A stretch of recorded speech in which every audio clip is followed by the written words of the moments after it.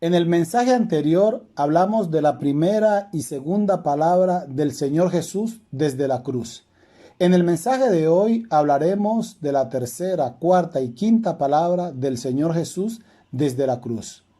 En el libro de Juan, capítulo 19, versículos 26 y 27, dice: Mujer, he ahí tu hijo, hijo, he ahí tu madre. Jesús, en medio de su sufrimiento en la cruz, no se olvida de su responsabilidad para con su madre. Para esta época María ya era viuda. José, su esposo, ya había muerto.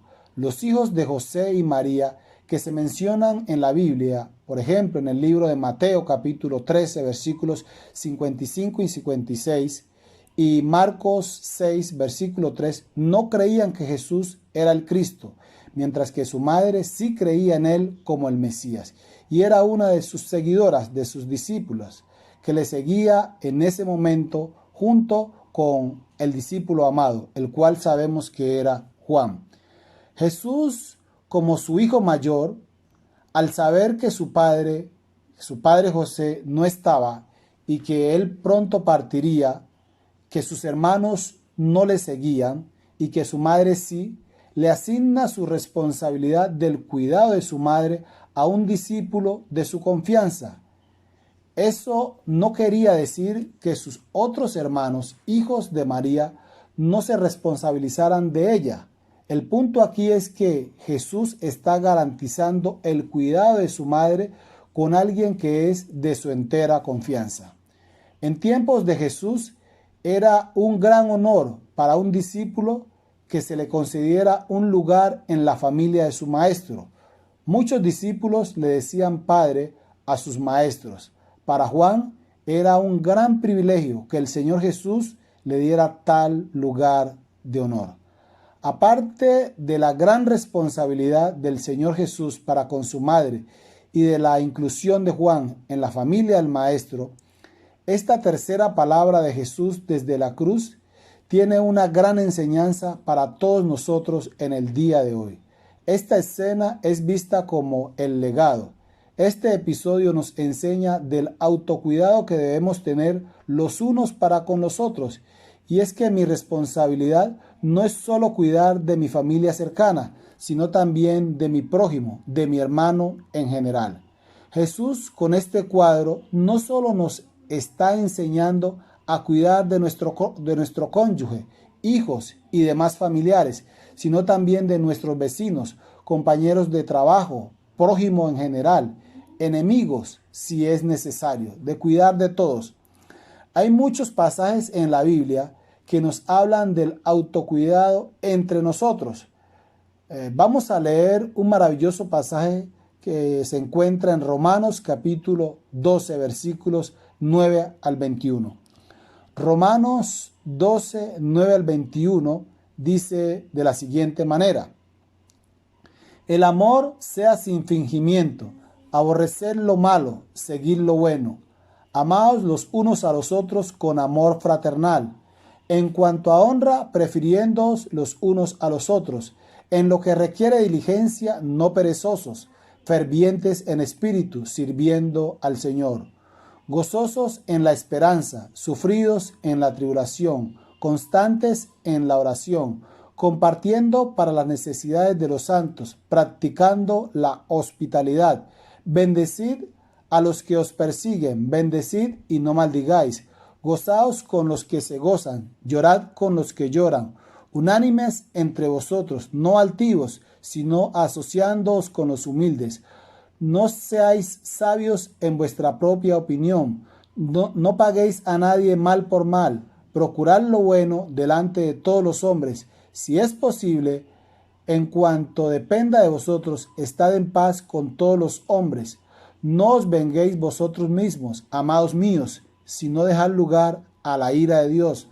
Porque escrito está: mía es la venganza, yo pagaré, dice el Señor. Así que si tu enemigo tuviere hambre, dale de comer. Si tuviere sed, dale de beber. Pues haciendo esto, ascuas de fuego amontonarás sobre su cabeza. No seas vencido de lo malo, sino vence con el bien el mal. Es un pasaje muy rico que nos habla de cómo debemos tratar y cuidar a nuestro prójimo. Esto es lo que el Señor Jesús quiere entre nosotros, que nos amemos y nos cuidemos los unos a los otros. Cuando Jesús dice, mujer, he ahí tu hijo, hijo, he ahí tu madre, es como si Jesús creara una nueva familia. Mi familia no es solo la sanguínea, no es solo mi madre y mis hermanos, sino también mi prójimo, mi discípulo, mi amigo, mi enemigo, que ahora debe convertirse en mi amigo. Esta es la verdadera familia de Jesús. Esta es la que va para el cielo, la que se cuida la una a la otra. Ese encargo de Jesús para Juan y para su madre hoy está vigente para ti y para mí. El Señor Jesús hoy no nos dice, he ahí mi madre, para que la cuidemos, porque ella no está con nosotros. Pero hoy Jesús sí nos dice, he ahí tu esposa, he ahí tu esposo, he ahí tus hijos, he ahí tus padres, he ahí tu alumno, he ahí tus maestros, médicos, enfermeros, he ahí tus pacientes, he ahí tus profesionales, empleador, he ahí tu trabajador, empleado, he ahí tu patrón, he ahí tu vecino, he ahí tu prójimo. Trátalo con amor, con cuidado, porque fue hecho a mi imagen y a mi semejanza. Cuando cuidas de tu prójimo, cuando cuidas de Marta, de Pedro, Andrés, de Salomé, es como si cuidaras de la madre de Jesús, como si cuidaras del discípulo amado de Jesús, es como si cuidaras del mismo Jesús. Queremos cuidar de la madre de Jesús, del mismo Jesús, pero no cuidamos de nuestro prójimo, que sí lo necesita, que sí está cercano a nosotros. Es como el que se relaciona solo con los distinguidos del pueblo y que a los humildes hace a un lado y después dice que ama a Dios, que ama a su prójimo.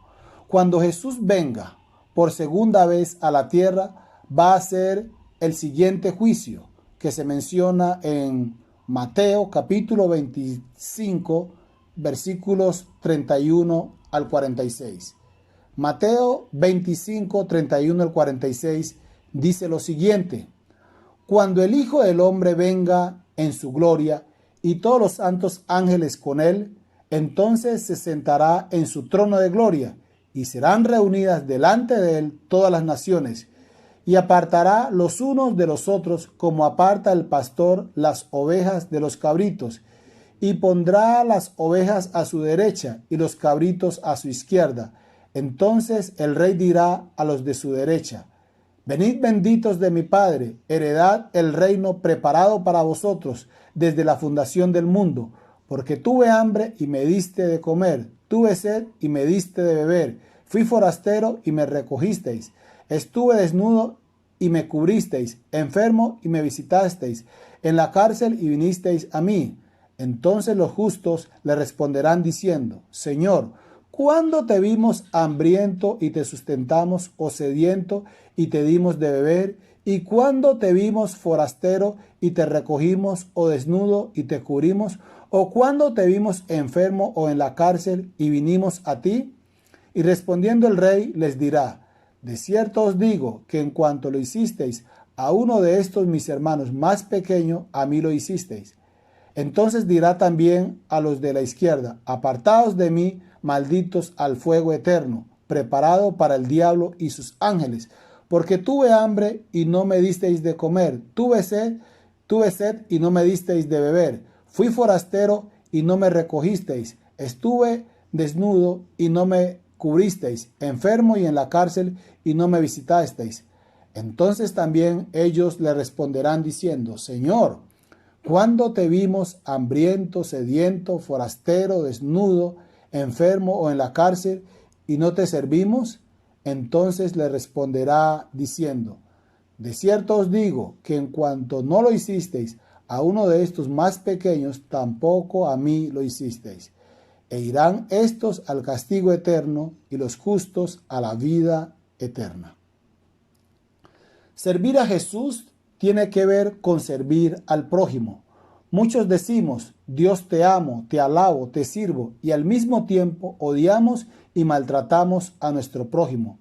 Y mi prójimo puede ser mi esposa, mi esposo, mis hijos, mis padres o cualquiera de mis semejantes.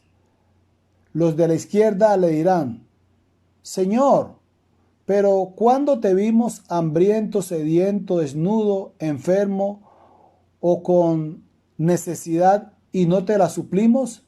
El Señor les dirá: sí, pero ahí estaba tu vecina con necesidad, evidentes necesidades, y tú teniendo cómo suplírselas no le ayudaste. Viste más de un necesitado y tú teniendo cómo no lo hiciste. A estos el Señor Jesús les dirá: apartaos de mí, malditos, al fuego eterno, mientras que a los justos sí les dará palabras de salvación y les dirá: venid benditos de mi Padre, heredad el reino de los cielos preparados para vosotros desde antes de la fundación del mundo. Termino diciendo que la tercera palabra de Jesús desde la cruz, que se conoce como mujer, he ahí tu hijo, hijo, he ahí tu madre, nosotros la debemos aplicar hoy en: he ahí tu prójimo, prójimo, he aquí estoy yo. Rosa, he ahí a Felipe, Felipe, he ahí a Rosa. La cuarta palabra del Señor Jesús desde la cruz la encontramos en Mateo capítulo 27, versículo 46, que dice lo siguiente: Dios mío, ¿por qué me has abandonado? Estas palabras debemos analizarlas muy bien. Debemos mirar por qué Jesús llegó al punto de decir que su padre lo había abandonado. ¿En qué medida su padre lo abandonó? ¿Por qué lo hizo? En Juan capítulo 8, versículo 29, Jesús dice exactamente lo contrario. En este versículo Jesús dice que su Padre siempre está con él, que no lo ha dejado solo el Padre, porque él hace siempre lo que le agrada. De manera que debemos analizar muy bien en su contexto estas palabras de Jesús para poder tener una comprensión exacta de ellas. Recordemos que Jesús está en la cruz y que ha ido a ese lugar no por sus propios pecados, sino por los pecados de otros. El texto anterior dice que hubo tinieblas sobre la tierra desde la hora sexta hasta la hora novena, es decir, desde las 12 del mediodía hasta las 3 de la tarde. 3 horas. En ese momento de oscuridad, Jesús, el justo, el Cordero, el Hijo de Dios, estaba cargando el pecado de todos los hombres. Estaba llevando el peso, no de sus pecados, porque nunca pecó, sino el pecado de todos los hombres. En ese momento que Jesús estaba cargando el pecado de toda la humanidad, el Padre lo ve y lo deja solo. Entonces Jesús clama en arameo y dice: Eloí, Eloí, lama sabactani, que quiere decir: Dios mío, ¿por qué me has abandonado? Recordemos que en 2 Corintios capítulo 5, versículo 21, Pablo dice que a Jesús, que no cometió pecado, Dios lo trató como a un pecador por los pecados de los hombres. El Padre Dios ha dejado al Hijo Dios por una razón muy sencilla. Dios no tiene compatibilidad alguna con el pecado. Dios y el pecado es como decir la luz y las tinieblas. Es imposible juntar las tinieblas y la luz. O es de noche o es de día. O hay oscuridad o hay luz. Dios es absolutamente santo. Y en ese momento que el Hijo está cargando el pecado de toda la humanidad, el Padre se le retira. Jesús estaba cargando y cargó el pecado, escuche bien, de borrachos, asesinos, adúlteros, mentirosos, ladrones, violadores, hechiceros, brujos, sobornadores y toda clase de pecado. Jesús cargó con los pecados de todos los hombres. Por eso no hay pecado que Jesús no pueda perdonar. La Biblia dice claramente que la blasfemia contra el Espíritu Santo y que la apostasía no se perdonan. Del resto, no hay pecado que Dios el Padre no perdone, porque para esto murió Jesús, para limpiarnos de todos nuestros pecados. Lo único que el pecador tiene que hacer es ir donde Jesús, arrepentido, confesándole sus pecados y apartándose de los mismos.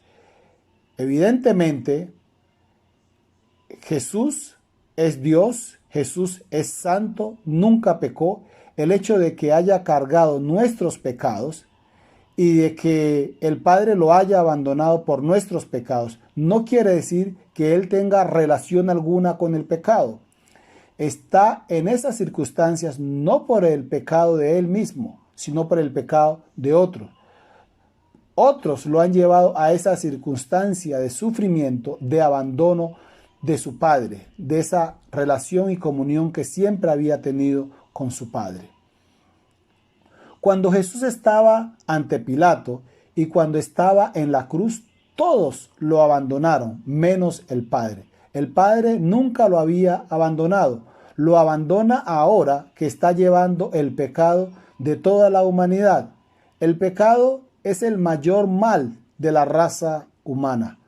Lo invito a que se detenga a mirar por un momento los estragos del pecado del hombre en la vida de Jesús. Por el pecado Jesús dejó su trono de gloria. Por el pecado Jesús se humanó para sufrir en carne propia los errores de otros. Por el pecado Jesús sufrió el abandono de su Padre, así haya sido de manera temporal. Por el pecado Jesús dio su vida.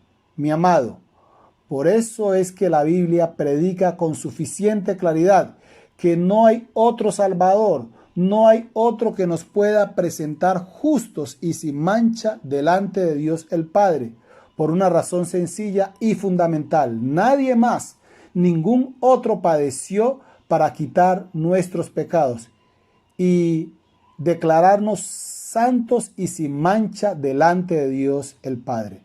Nadie más lo hizo, ni lo podía hacer, sino solo Jesús. Por eso la salvación está solo en Jesús. Nadie más lo puede salvar a usted y a mí. Si usted se acoge a otro que no sea Jesús, no podrá ser salvo. No lo digo yo, sino la Biblia, la palabra de Dios. Jesús es el único intermediario entre Dios y los hombres. No necesitamos de otro u otros intermediarios, porque el único que dio su vida por nosotros, por nuestros pecados, es Jesús. Además, nadie podía dar su vida por nosotros, porque cualquiera que lo hiciera estaba manchada esa vida con el pecado, puesto que todos somos pecadores, y Dios de inmediato lo rechazaría, porque Dios no tiene compatibilidad alguna con el pecado. En este instante, en todo el universo, el único que puede declararnos sin pecado es Jesucristo. El único que está a la diestra de Dios Padre es Dios el Hijo, aquel que dio su vida por ti y por mí. La salvación de los hombres que descansa en la persona de Jesús es un hecho histórico que jamás se podrá borrar. Así los hombres lo nieguen. ¿Cómo podemos negar la historia? ¿Será que podemos negar que Simón Bolívar contribuyó de manera decisiva a la independencia de las actuales Bolivia, Colombia, Ecuador, Panamá, Perú y Venezuela? Y que en 1813 se le fue concedido el título honorífico de Libertador. ¿Quién puede negar que Jesús con su muerte y con su sangre es el único libertador de las almas, de los pecados de la raza humana? Pues niéguelo quien lo quiera negar, Él es. Pues niegue quien quiera negar a Simón Bolívar, Él es nuestro libertador. Asimismo, niegue quien quiera negar a Jesús, Él es el único Salvador del mundo. No hay otro. Si tú y yo queremos ser salvos, debemos venir a Jesús. Ríndale su vida a Jesús. No lo deje para mañana. Venga a Él. Viva en conformidad a su palabra. Toma la decisión de seguirle. y recuerde que ese Dios mío, ¿por qué me has desamparado de Jesús desde la cruz? Fue por tu pecado y por el mío. La quinta palabra de Jesús desde la cruz la encontramos en Juan capítulo 19, versículo 28. Jesús dijo, tengo sed. Es una palabra sencilla que puede ser que uno no le dé mucho sentido, porque sed nos da a todos. Y cuando uno tiene sed, lo que hace es simplemente beber o pedir agua para calmarla. En nuestro Chocó ha sido costumbre pedir agua en las casas de los vecinos y aún en casas de extraños. Y siempre se nos ha sido dada. Aún ahora se pide agua, pese a que es muy fácil comprarla. Lo que queremos significar es que el agua siempre ha estado a nuestra disposición, sea en nuestra casa, en la de un vecino o con dinero. El agua siempre ha refrescado nuestra sed. El Señor Jesús, cuando estuvo en un madero, dijo, tengo sed. ¿A usted le da sed si hace ejercicios y suda, si se come algo salado o simplemente si lleva mucho tiempo sin ingerir líquidos? A todos nos da sed, pero hay sed de sed. Hay sed que nos da y que ahí mismo la podemos controlar porque tenemos agua a nuestra disposición para calmarla. Pero una cosa muy distinta es que nos dé sed en un desierto y no tengamos agua a nuestra disposición para calmarla. La sed va a aumentar y se va a agudizar. Me vi un documental titulado Sobreviví, donde un hombre se perdió en el desierto por varios días. Después de ser encontrado y estar bien, sus palabras fueron, yo antes hablaba de sed, pero eso no era sed. Sed es que tu cuerpo te pida agua y tú no tengas para darle. Sed es que tu cuerpo te pida agua 1, 2, 3 días y tú no tengas cómo calmarla. Eso es sed. El Señor Jesús dijo, tengo sed. Su cuerpo necesitaba beber agua. Para ir entrando en materia, la pregunta aquí es, ¿a qué se debió la sed del Señor Jesús? ¿Qué se la produjo? Aquí debemos mirar bien los momentos previos de Jesús en la cruz. La noche anterior, Jesús la pasó en vela total, orando a su Padre para que le confirmara si debía ir a la cruz o no. Jesús ora toda la noche y era tanta la intensidad de su oración que su sudor era como grandes gotas de sangre que caían a la tierra. Finalizó su tiempo de oración en el monte Getsemaní. Ya finalizó toda esa noche que la pasó y luego vienen los soldados romanos de madrugada, lo arrestan. Primeramente llevan a Jesús para ser interrogado por las autoridades religiosas de Israel y después lo llevan donde Pilato, donde César y finalmente lo regresan para ser torturado e ir a la cruz. Analicemos este recorrido que hemos mencionado. Jesús pasa la noche orando, pasa una noche en vela. Una noche en vela obviamente va a hacer que nuestro cuerpo esté seco, sediento y querramos refrescarlo e hidratarlo con bebidas. No solo que Jesús pasó la noche en vela, sino que también se desgastó físicamente, pues en medio de sus oraciones dice la Biblia que sudaba. Y dice la Biblia que su sudor era como gotas de sangre. No creamos que estas autoridades hostiles se iban a compadecer de Jesús y le iban a dar de comer y beber. Para Jesús lo que hubo fue castigo, menosprecio, burla. Súmele que para cuando Jesús estaba en la cruz, su cuerpo ya había perdido mucha sangre. El azote romano, que consistía en darle cuantos latigazos el condenado pudiera soportar, más la corona de espinas en su frente y los clavos en sus manos y en sus pies, lo habían hecho desangrar mucho. Venga la mera posición incómoda de estar colgado en un madero. Al analizar todos estos detalles, podemos dimensionar que la sed del Señor Jesús era muy grande. Un cuerpo trasnochado que había sudado con pérdida de mucha sangre y una posición incómoda colgado desde la cruz, era obvio y natural que tuviera gran sed.